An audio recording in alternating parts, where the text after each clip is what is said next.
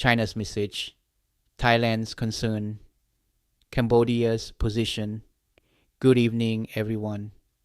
Today's headline is not about tanks. It is about trust. After meeting Chinese President Xi Jinping in Shanghai, Thai Prime Minister Anutin Charnvirakul revealed that China had assured Thailand that Chinese military equipment supplied to Cambodia would not be used against Thailand.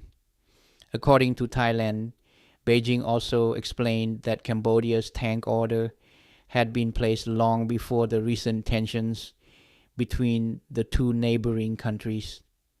At first glance, this may sound like a routine diplomatic statement, but if we look deeper, it tells us something much bigger.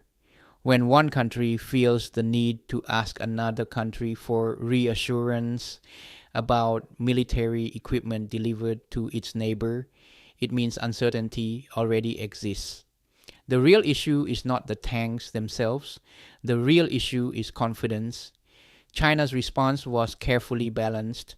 On one hand, it honored its contractual obligation to Cambodia. On the other hand, it sought to reassure Thailand that the equipment was not intended to threaten Thai security.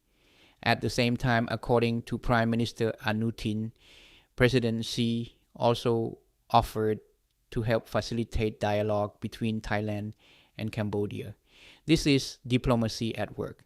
Military hardware can strengthen defense, but words can prevent conflict before weapons are ever used. For Cambodia, this is a reminder that purchasing military equipment is a sovereign decision. Every nation has the right to modernize its armed forces. However, every military acquisition also sends a signal to neighbors.